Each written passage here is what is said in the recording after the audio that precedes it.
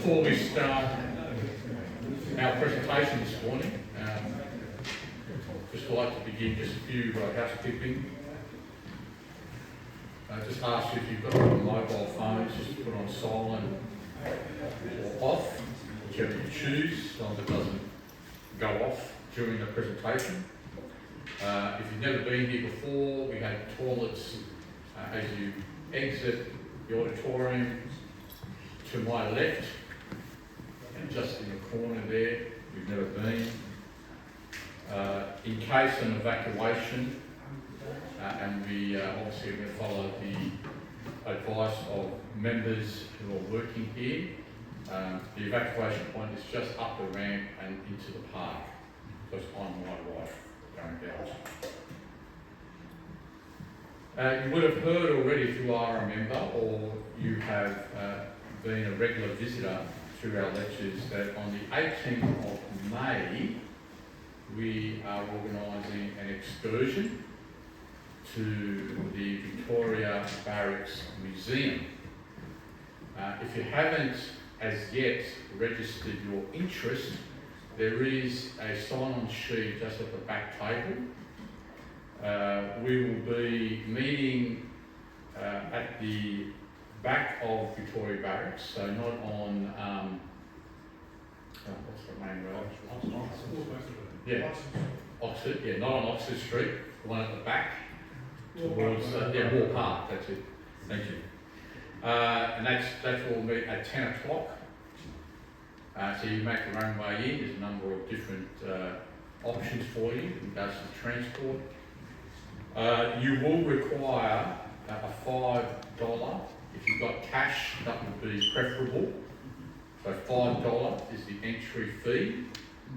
And you will need, and this is very important, you will need ID on the day. Now you cannot use any digital ID. So if you've got a digital driver's license, you need to bring along another hard copy ID with you. Okay? A driver's license is sufficient, but just cannot be ID. Cannot be digital. Okay?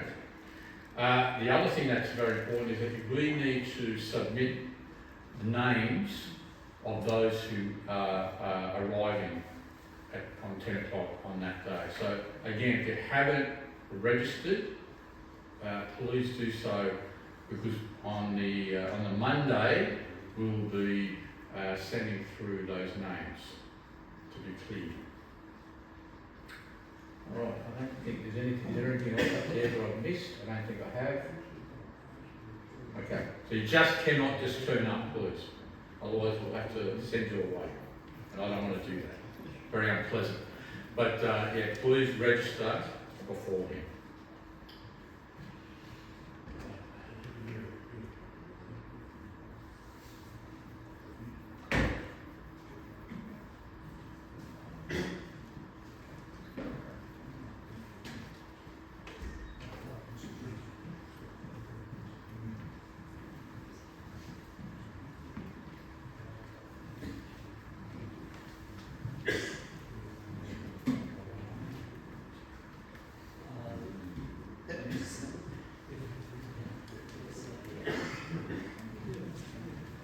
Right, so this morning we have the pleasure of listening to one of our favourite presenters, Dr Mesut Uyar.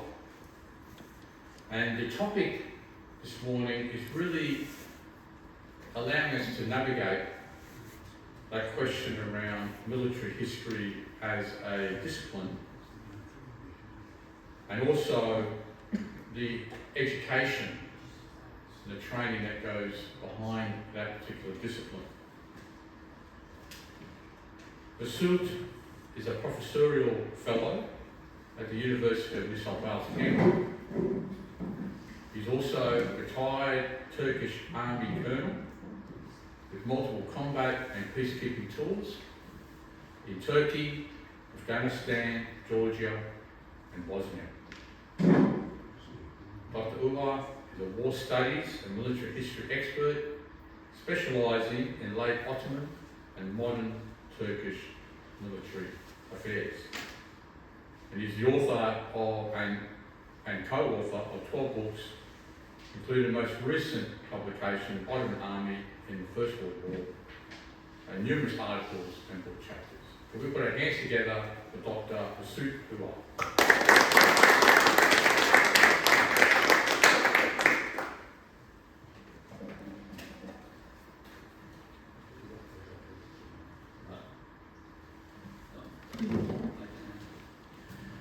Thank you for the invitations. Thank you to see so many faces during the election day. I don't want to give a regular talk, and I think we have some time, so I'll try to make it as short as possible to give you chances to express your ideas, your questions, in order to get a better understanding about professional military education and the role of military history within this education system. Okay, let's start.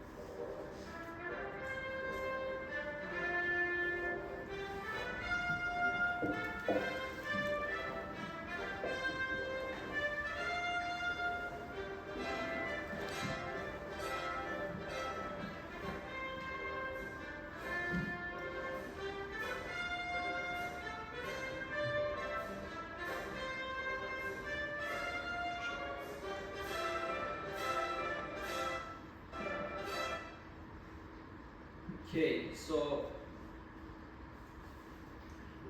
why I am starting with this famous movie? Well, the first time I watched this movie, I was a small kid at the primary school. I liked the movie a lot. But even at that age, I found this Nazi quest for power by using an historical artifact silly, foolish. I was 9 or 10 years old, and I found this, the main plot of the movie, ridiculous. I was wrong. In 2022, we started a project related with Alexander the Great's first famous battle, Granicus. He defeated the Persians, and that was the start of the legend of the Alexander. At the beginning, we visited the battlefield sites. It is not clear the exact location of the battlefield site, and we are still working on it. And conducted research about the previous expeditions. And we found out that the German quest to use history to achieve world domination was true. Because back in the day, the German Chief of General Staff, Schlieffen, the famous guy of the military plan to occupy France, saw military history as a kind of a major element to defeat the enemies. But he wanted to find the silver bullet. How can I compress all the military history information into a small cube so that all the German officers, all the German soldiers can able to get it, learn it, use it, and achieve the victory? And he identified Alexander the Great as a key element. So he decided to send a military mission to all the battlefields of the Alexander the Great But unfortunately, because of the security situation, this German mission able to visit only 2 sites. One was Granicus in modern-day Çanakkale, on the eastern side of Çanakkale, and the other was Issus, in Hatay, somewhere between Turkey and Syria. So this military mission, German general staff officers examined the battlefields and tried to decipher the key behind the military genius of Alexander the Great. This is important because this German understanding, the Schlieffen understanding of military history is still affecting us. Okay, most military guys read military history not for the sake of enjoying history, but try to find some useful elements to use it in modern wars. And this is the key issue throughout this lecture. Okay, one stereotype related with military history is seeing the military academies, military higher educational institutions as the bastions of military history.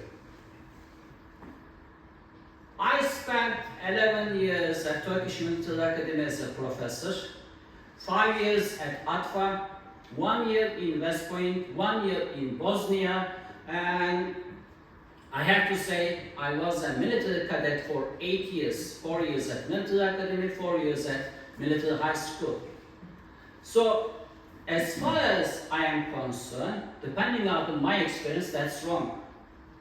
Most of the famous military historians are working in civilian universities, and most civilian universities provide you better military history courses than the military academies. So, what is our problem? If you pay attention, all the militaries, Australian military, United States, Britain, France, even China, put emphasis on military history. Their chief of general staffs, army commanders, yearly publish reading lists. And in most barracks, you find either small or big reading room with some books, whether contemporary or old, available. So, on papers, nearly all the armed forces paying attention at least as a show that they are doing their best related with military history. Let us start with our issue, how the military history started. As you know, military history initially started as war tales of the veterans, coming together in front of a fire, talking about their experiences, their stories. If you collect the same group of people like you together again and again, and this small group telling the same tales again and again, they will create their own version of history. And with a few years, they will forget about their individual experiences. They started to tell you this group history, word by word. This is the birth of the military history, actually. So, military history initially created by the veterans, the real soldiers, or old soldiers, let's say. And if you pay attention, some of the classical ancient Greek works, for example, Iliada is actually a poetic group history of one group. Of course, when you are talking about military history, you should not forget about the kings. The kings immediately discovered the importance of propaganda, and they erected huge monuments to showcase their military successes.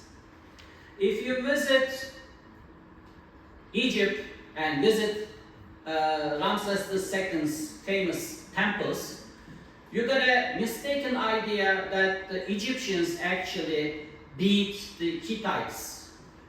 But in reality, that was not the case. But forget about it, I mean. Everybody saw it as an Egyptian victory, then that is the issue. Even with the official propaganda, you need to have a kernel of truth. There was a Kadesh battle, and Hittites and Egyptians fought against each other. So this king's deeds, king's monuments also provide a substantial block for the military history. And you know, we still have official military history series provided by each nation. Sometimes very academically historic, like the one in Australia. Sometimes completely propagandist, like the Chinese official military history books.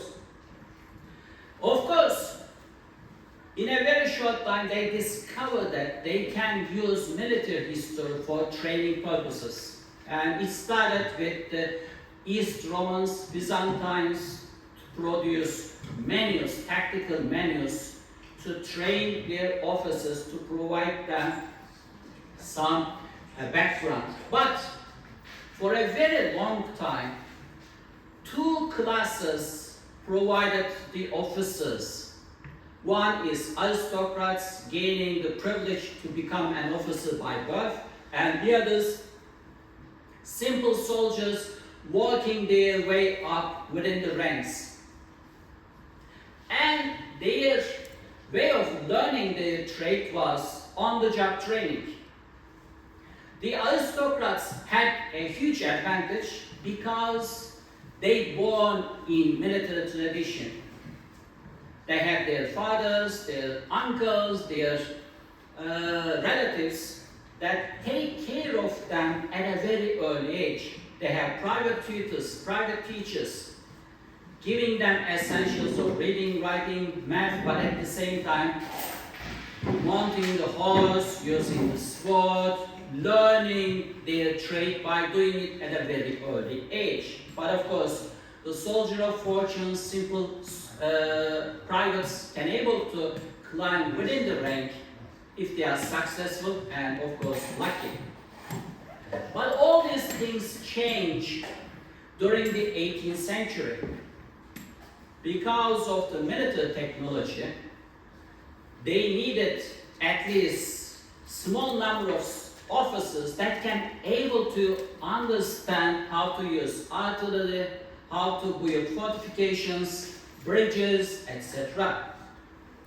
Previously, they received this help from the civilians, hiring the civilian engineers to do this. But in 18th century, in France, they discovered that they needed academically trained officers, at least for artillery and engineer course. And that was the foundation of military engineering schools. Pay attention. The professional military education started as an engineering training. And unfortunately, I am saying unfortunately, it is still an engineering-oriented approach. Even if you get a social sciences education in a military academy, you still receive some portion of engineering. And at the beginning of 19th century, they discovered that the infantry and cavalry officers also needed academic education. That was the foundation of the famous French military academy Saint-Cyr. So what was the idea behind all these things? To mold the bodies and the brains of the future officers according to the requirements of the military. So the military education from the very start, practice oriented. To produce, I am saying not educate, to produce officers to do certain specific military tasks. And interestingly, unlike the legend, the current military educational system depend upon École Polytechnique, not censure.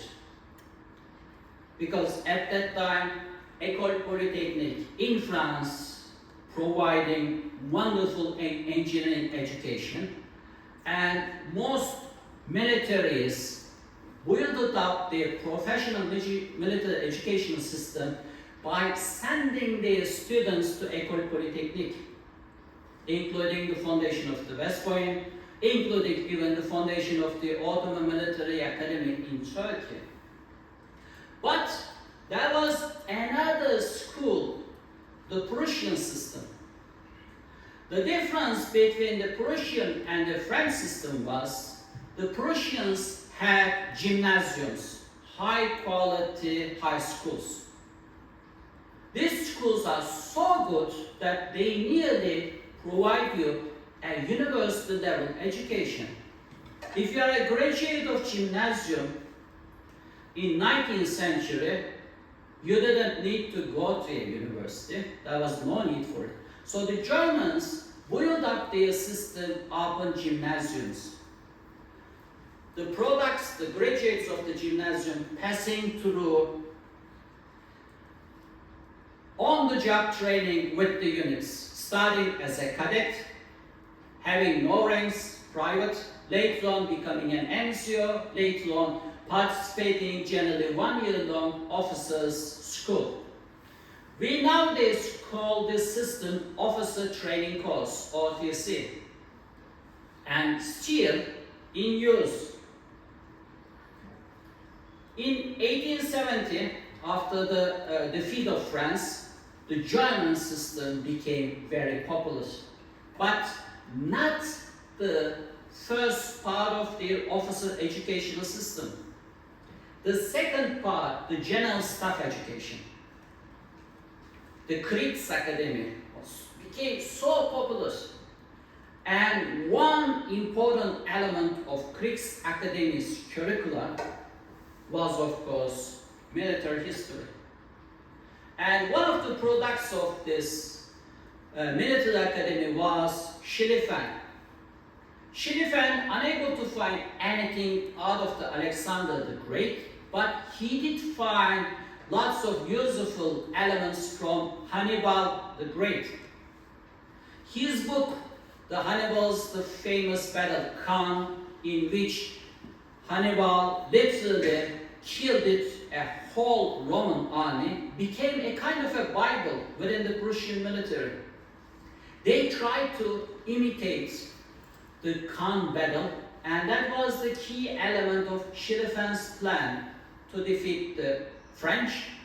And according to the rumors, the Tannenberg, the famous Tannenberg battle, also had connections with Schlieffen's book. However, another German, Hans Delbrück, a reserve officer, a civilian university professor, critically destroyed the Prussian military history education at the military schools. He said that this is ridiculous, this is useless.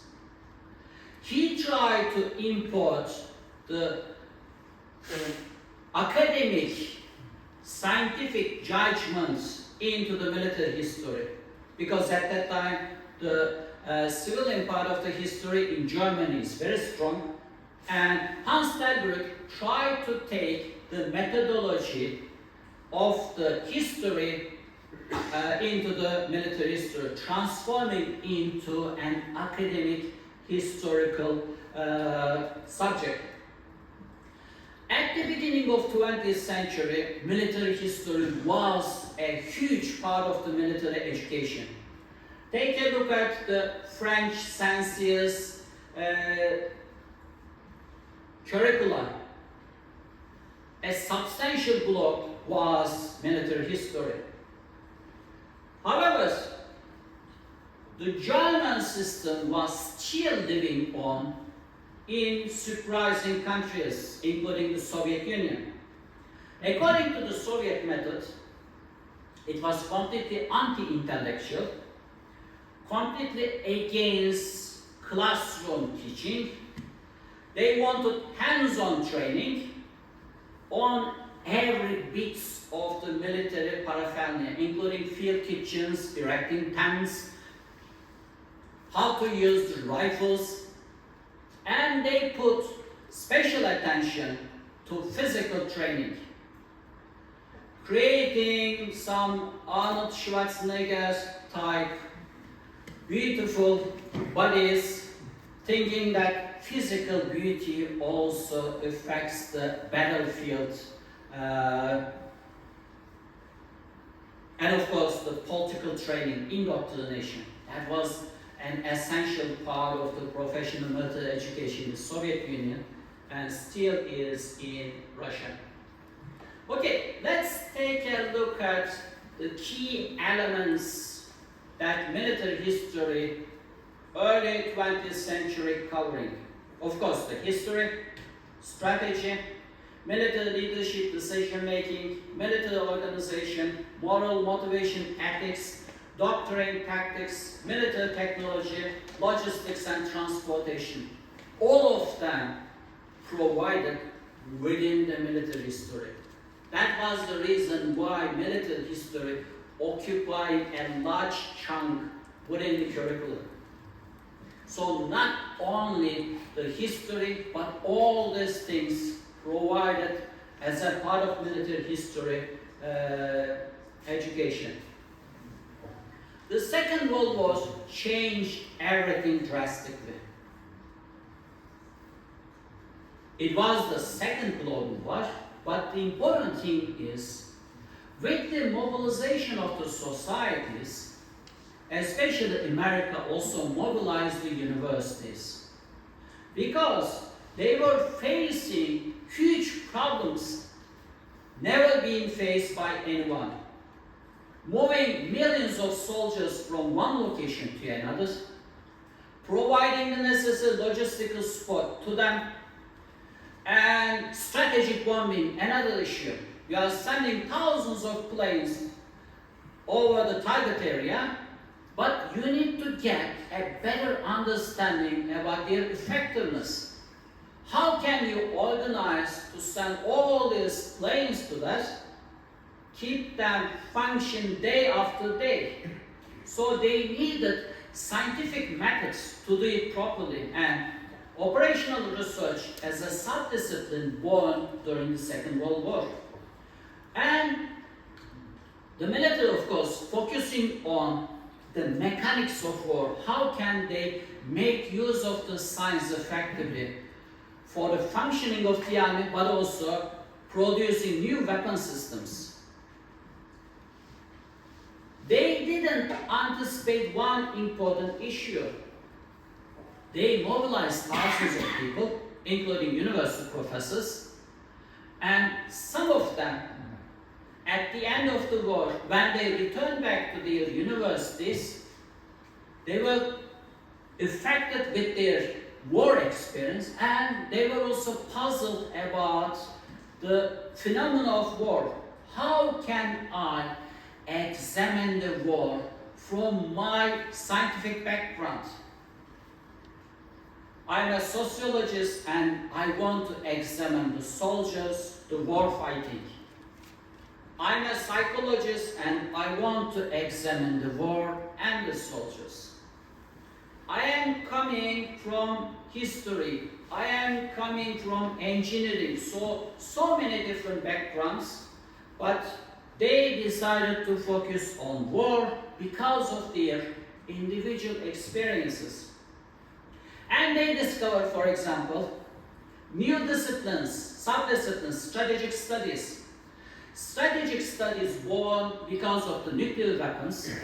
Strategic studies born because some professors thought that war is a serious business, not to let only to the soldiers, not to let only to the politicians. So the scientists should be part of it. And there were others, for example, military sociology.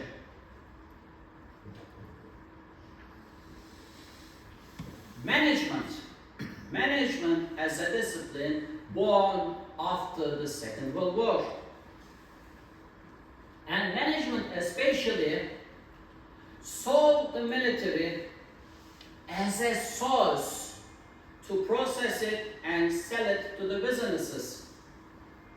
And if you even take a look at the covers of the management book, you will get an understanding about the management's interest with the military.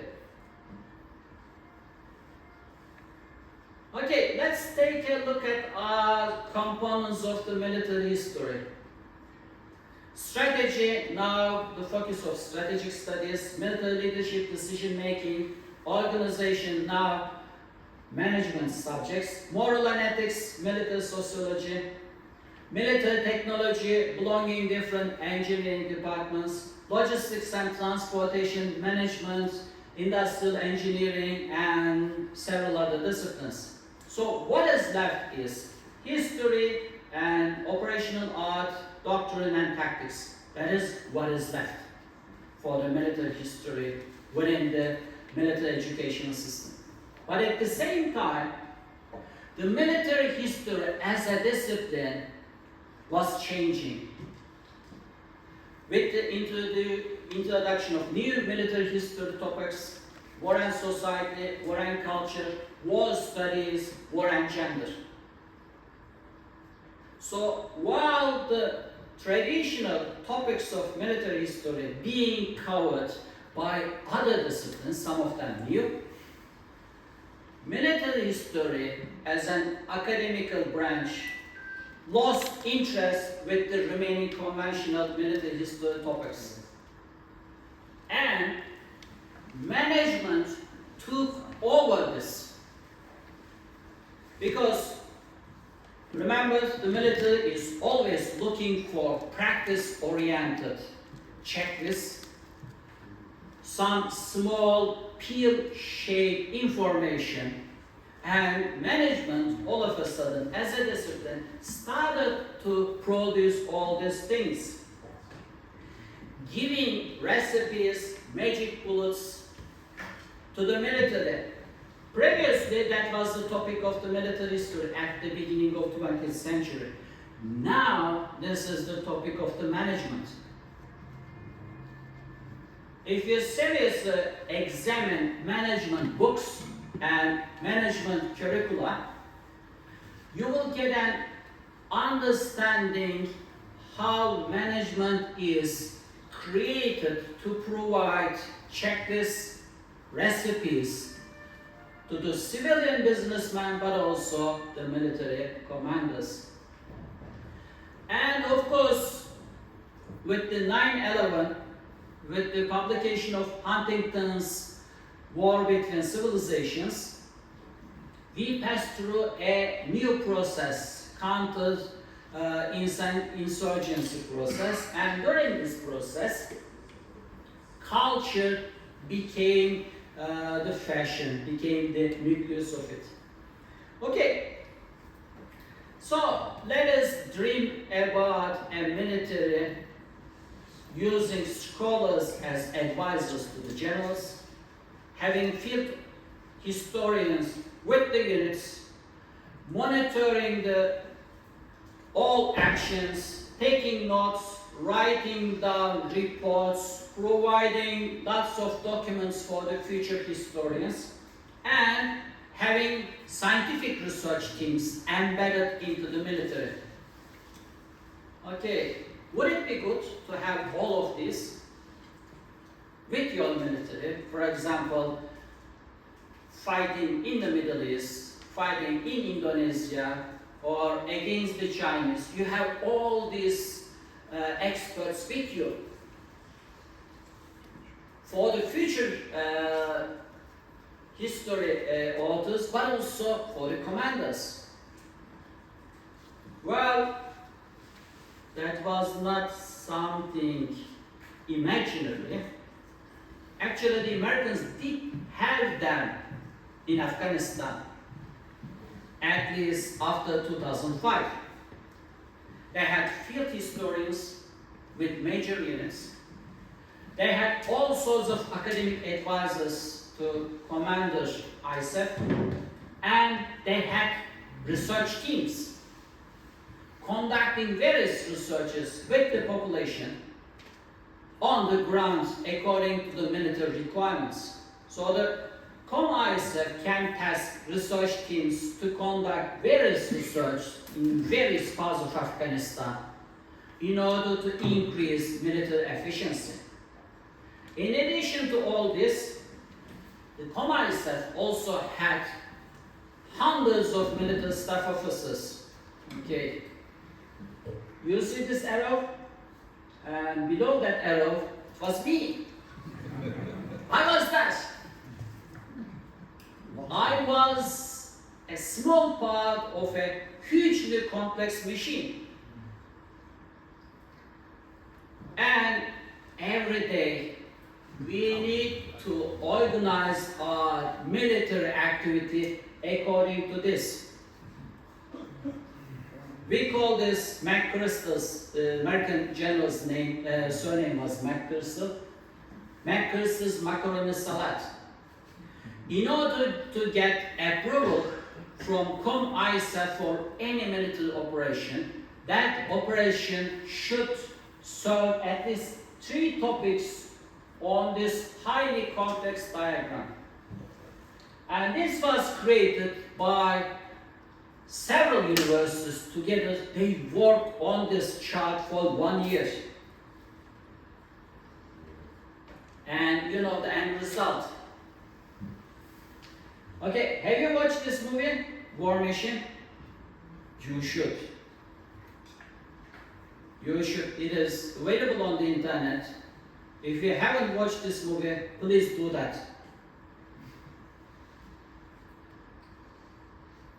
While watching this movie, I feel a lot of pain. It was making fun of lots of things, but that was my experience with this guy. He decorated me, being a wonderful small part of the highly complex machine. And this movie, although it's ridiculous in some aspects, it was true. This movie is giving an actual understanding of the things in Afghanistan in the year 2009. Okay, what to do about the professional military education? Reintroducing engineering again. Thanks to artificial intelligence, thanks to drones, unmanned aerial vehicles, thanks to robotic-like military technology, there's a huge emphasis to train the officers as very good engineers. But there is also another part of the story. Officer training course. Because nowadays, nearly all militaries, especially armed forces of the advanced nations, are anti-intellectual. Instead of giving academic education, why not give them hands-on education, practice-oriented, that they can use as platoon commanders or company commanders? And at the same time, why not make use of the civilians as in the medieval ages, private military contractors? Get the help from them. Okay, forget about logistics. Hire a military company, they will provide you logistics. Okay, forget about the technological aspects. You can hire all the civilian engineers you want. Between these two opposite poles, what is lacking is military history. Engineering education has no place for military history. Officer training course exact military indoctrination has no place for military history. At the same time, we need to come to an understanding what type of officer we are looking for. Are we looking for very specialized military branches that can able to use all the military gadgets? Or are we looking for old style officers that can work under every conditions, jack of all trades, master of none, knowing everything, doing nothing? I think what we have to focus, depending upon my experience, is especially this one. The educational background of most of the cadets are very poor. Okay, I work in ATFA, I work also in other Australian civilian universities. In terms of the educational capacity of the students, there's a huge difference. So whatever your good intentions are, unfortunately not the best and brightest of the young generation knocking the doors of the military academies. This is one serious issue that is affecting the military education. Cost loss, because you want to teach so many things to the officers that within the academic curricula, within the military educational component, because you know in every military academy you have this university part and also military part of it. You put so many things into it. And to get a good understanding of history, you need liberal arts academic education. Without having liberal arts educational background, your history education will certainly fail to produce the results you are looking for. And we need to find a way to provide military history education in the future career of the officers. Okay, after getting the diploma, after getting the rank, we should not let the officers lose. We should need to create a system to provide them further parts of the military history education within their career. Okay, we have some advantages. Although educational background, most of our officers are weak, but most of them like to read. Still, surprisingly, most of them show interest with war games, gaming, very popular within the soldiers, within the officers. All we need to do is to orient them, to provide them chances so that the things they are reading, the things they are playing have some value in terms of military profession, but at the same time military history. And we can also work on some old forgotten practices, battlefield tools, staff rights. Okay, most generals put emphasis on hands-on training, but at the same time they forget about the value of these old practices. And most of the time when they take cadets, for example, every year ATFA taking a certain number of the cadets to Gallipoli or Western Front, France.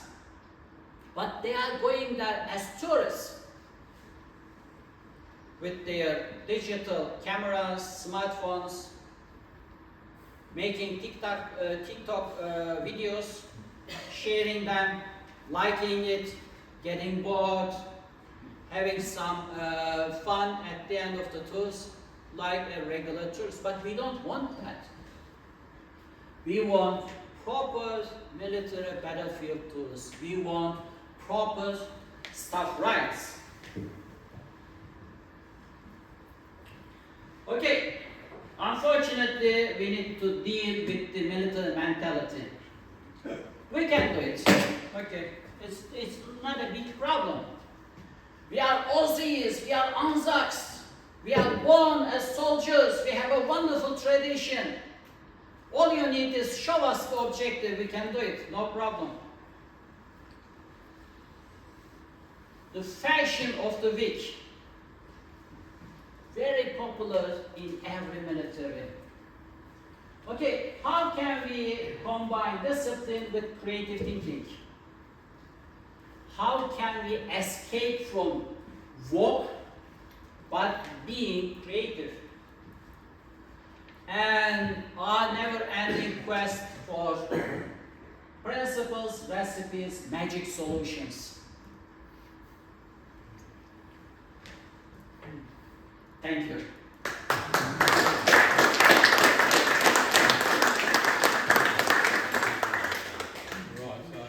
Can I just remind people with your questions, they are questions, so put away your soapbox, because I'm sure you all have opinions, which is fantastic, but in order for it to move, we just want questions, if that's okay, please. Or short comments. Or short comments, very short comments. Two questions. The first one, you mentioned French, German, Russian, no British. Did the British not have any particular or unique input?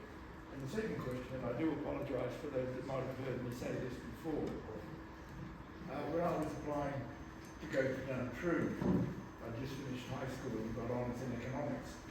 And when the officers came to my home and spoke to my father, and they mentioned that obviously they also provide an education, and they said you can do arts or engineering.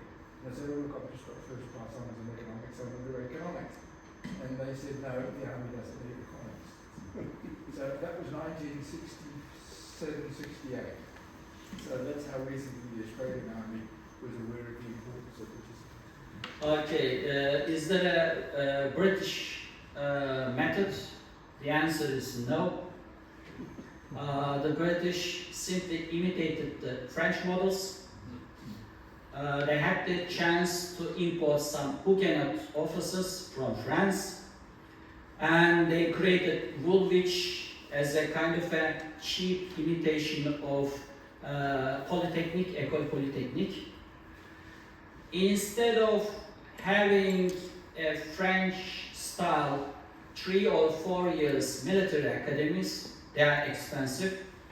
The British decided to make use of available civilian universities without making contract with them, trying to get their graduates, sending them to Sandhurst for 1 year, providing the lacking military topics, military history, strategy, tactics, but also physical education and practice of military training within the Sandhurst. So, and the British, always believing in the hands-on system, they provided opportunities for high school graduates or privates to enroll to Sandhurst without having a university diploma, saying that because you don't have a university diploma, after commission you will not become a lieutenant colonel or full colonel. You need a university diploma for that. So the British did not have their own systems. They had their own practices, but even their cadet system is imitation of the Prussian German system. Related with the second question you asked me, unfortunately, the engineering is a kind of an obsession, because even the generals without engineering degrees want engineering solutions. So engineering provides them a better understanding of the functions of science. I mean, physics, chemistry, they don't understand that. but they understand the engineers who take physics classes, chemistry classes, etc. Because the military in mentality practice oriented, and engineering is just that, transforming sciences into practice. And thanks to the French experience starting with 18th century, military engineering is essential part of the professional military education in every country. The only other alternative is the Soviet model.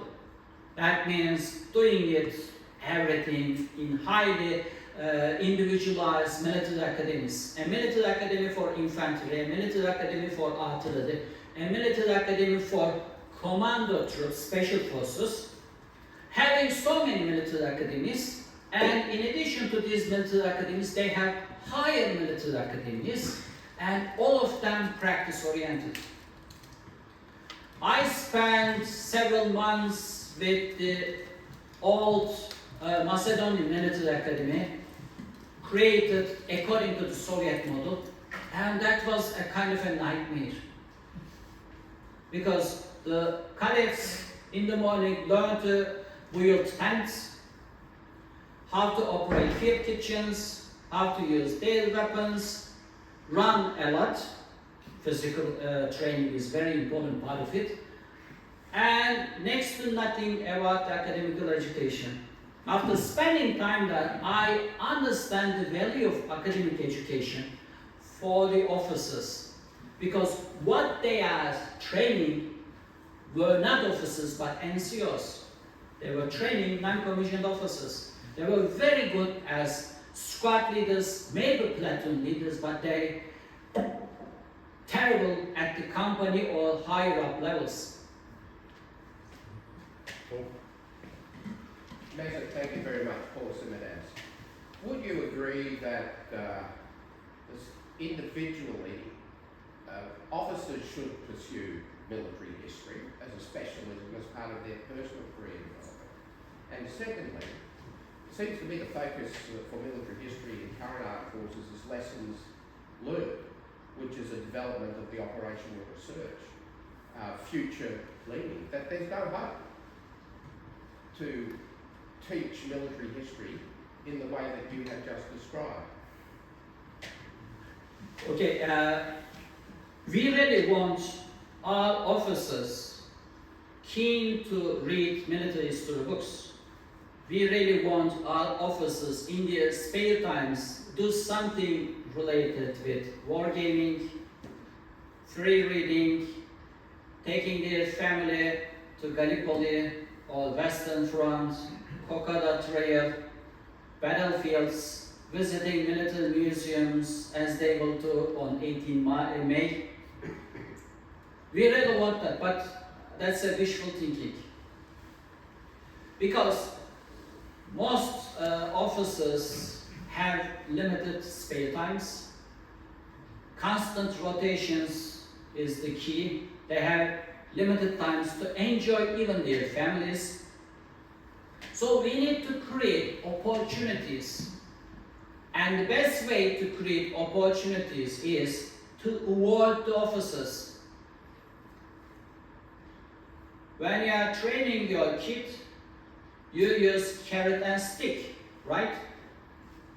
More carrot nowadays than stick, but carrot and stick. So we need to do that also to the officers, to award their personal time hobbies, to provide them facilities, to provide them some encouragement. If we do that, I think not all of them, but at least some of them will show more interest in military history. I mean, back in the day, in 1990s, there were always small military libraries in every military unit. Even at the company level, you always have a small library. Some contemporary, good quality books that you can borrow, read, etc. Not now in most places. So, what about providing them after hours opportunities? What about providing them some friendship groups other than drinking lots of beer, whatever, combining beer with some military history, some other opportunities for military families. What about their sons and daughters of the officers? So all these things providing opportunities without giving them, we cannot expect our officers to allocate substantial part of their time for our own purposes. The second thing is lessons learned is a kind of a straight jacket, because you are looking on a particular historical event, a battle, a war, and try to penetrate into it to get something valuable for the current military or for the future military. If you try to do it like that mentality, trying to find something, it is like having a detector trying to find some silver coins in your grandpa's garden. I don't think it will function. As far as I am concerned, military history provides you how to think, how to see. Military history broadens your understanding, getting rid of some stereotypes, some racist thinking. If you spend enough time reading Chinese or Japanese military history, you will find out that this racial understanding of civilization history and the current mentality is completely wrong. There are lots of good things that you can learn about them also. So, military history should not put into a straitjacket. Instead, provide the guys get an understanding about themselves, their military, the topography, the connections between all of them. It's hugely complex, and trying to find recipes out of them, I don't think will work. Just following on from that point, I think it's important to, as you say, look at the broader picture, and that's war in society and the appreciation of the general population in looking at military history. Since the Crimean War, what do you think has been the role of war correspondence in broadening the appreciation of military history? Well, war correspondence for the first time provided an independent channel to large audience to get an understanding what is going on day by day. I mean, 20 years later, the Crimean War, there was another war between the Ottomans and Russians, 1877-1878 war, and that was known in Britain as Breakfast War. Because every day when you open your newspaper while having your breakfast, you get an understanding what is going on between the Ottomans and the Russians on the mountains of Caucasus or on the plains of the Balkans. Crimean War provides a wonderful opportunity for the wider public as a nation to have a say related with an important activity at war. How to influence their politicians, get an understanding of the sufferings of their soldiers, and have a say related with that. But at the same time, the war correspondence provided us an alternative information for the use of the historians. I mean, think about that. Even Karl Marx wrote it down articles for German newspapers about the war. That is interesting, I mean. So we are not talking about regular journalists, but we are talking about different types of persons by using newspapers, by using the opportunities provided by the newspapers to go to the battlefields, get an understanding what is going on, write down their ideas, and make a published record. I mean, for a historian, the most important thing is having something related with a battle.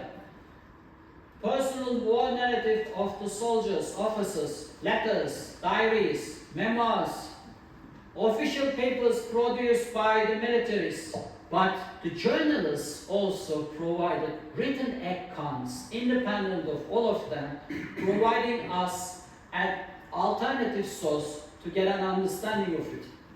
And nowadays, as you know, we have embedded or embedded journalists living with the military, providing information to the wider audience, but after the end of the war, most of the time, writing down their experience. And most often, we get the first information about the war from the journalists, not the soldiers, because soldiers have a career, and publishing a book immediately after the war may be damaging for your military reputation, and you will certainly make use of self-censorship in order not to say some damaging information about your military or some secrets. So most often we depend upon journalists immediately after the war. For example, there's a war going on between Ukraine and Russia right now, and most of the books produced by the journalists right now. Just one question I've got, sorry. What's your understanding? My understanding of the study of Christian Australia is quite limited as a civilian. So, the University of New South Wales in Canberra have discontinued the Masters of Military History program. And from my understanding, there's no other university that actually offers in Australia a study in military history, but more so in peace studies or some other offshoot. So, why is that the case in Australia? Well, Am I wrong? You are completely right, because I was in the process of it. I mean, when they made that transformation in the UNSW Canberra, I was there, and that was related with the death of Jeff Grace. Jeff Gray was a larger-than-life figure, very influential with the university, but also in Australian Defence Forces. He had lots of connections. So by himself, he created a military history program, giving opportunities especially to the officers, providing 70% online education, 30% on-site education, so that at least officers get a better understanding about the military history. But unfortunately, he died. They assigned a different head of school. And the first day that head of school, coming from international relations background, cut down the military history drastically, created a poisonous atmosphere in which most scholars, including me, decided, okay, I'm going, thanks a lot, see you, and destroying a wonderful military history department. And nowadays they are trying to recreate it again. Well, depending upon my experience, in every university I work, when I open a military history course, huge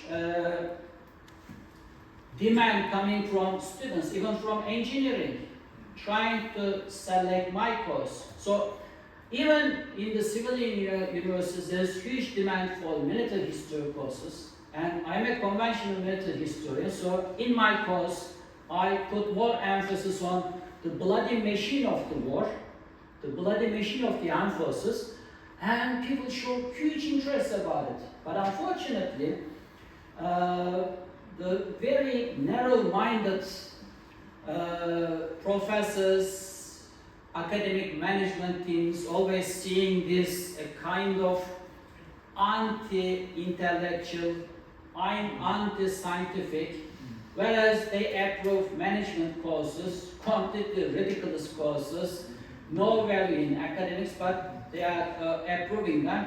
So there are huge issues coming from the academic circle, but at the same time, the Australian Defence Forces is not demanding good quality military history education. they are not demanding that.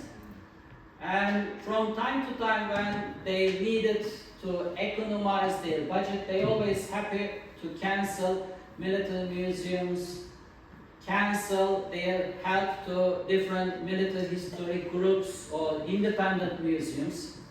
They are happy to cancel to purchase books. I mean, buying books is very cheap if you compare buying a tank or a military jet fighter. There's no comparison with it, but when they decided to economize their budget, they always happy to cancel education-related topics. And this is like that. I mean, there's a kind of a problem with the Australian Defence Forces not asking good quality military history, and the problem with the academic understanding of it. And unfortunately, Danson has a big potential, but Danson is not using that potential. All right, so we've got, sorry, you had a question there? Good morning. Just probably two parts. Russia and China post World War II, a lot of potential sources for military academics and historians. Can you provide some commentary on their appetite for like internal country research, and number two, does that translate to their officer professional military education? Well, for China, I have limited experience. I read lots of articles, books, but I don't have a personal experience. But related with Russia, I have personal experience. I spent 6 months in Russia as a United Nations military observer. I worked with them. So I have a better understanding of the Russian system. And I spent some time, like I said, in Macedonia, following the Soviet model. They have, both Russia and China have huge military history potential. They are spending a lot of money for military education institutions. In Russia and China, they have dozens of higher military educational institutions. Right now, they have thousands of academics, military instructors working in their institutions. But the problem with both of them, they have an ideological setup. They cannot discuss things freely. When they try to say something, they need to say according to their political formula. And unfortunately, in both countries, they focus on practice. Okay, I am teaching this to the cadet. Would it be helpful for this infantry cadet to use it when he was commanding a platoon or a company? And because they have variety of schools, we expect a kind of a competition between them. Yes, there is a competition, but this competition is not a positive competition. And both countries depended on heavily civilian educational institutions because they are not providing any good quality academic education, so they needed civilian input. And unfortunately for them, most of the good civilian university graduates prefer not to get into military profession. I mean, in Russia, I cannot say for China, but in Russia, if you are wearing a military uniform, that means you are an idiot. I mean, in Russia, even the homeless people treated better than the ones wearing uniform. In the weekends, when you walk in the streets wearing uniform, everybody tries to stay away from you because you are a troublemaker, an idiot, most probably drink lots of alcohol, will cause lots of damage, etc. If the mentality is like that, then that is because of the legacy of the communism, treating militarism, uniform, something very dangerous to the society. You have this issue. So, well, they had and they still have some bright officers, but that is statistics. If you close down the George Street on one end and the other, if you collect around 1,000 random people, you will certainly come across a few geniuses within them. That is statistics. Some unlucky geniuses ended up in military academy in Russia or China and get educated,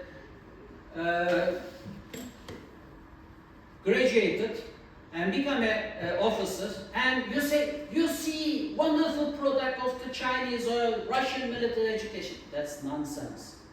That guy can able to achieve success without any education at all. We are talking about a genius. But our problem is to establish at least a standard of education for most of our officers. Right, unfortunately, we have way past our time, and I know there's another group that was using the auditorium. So we want to try and vacate. I know some people here will be staying on. So can we put our hands together and thank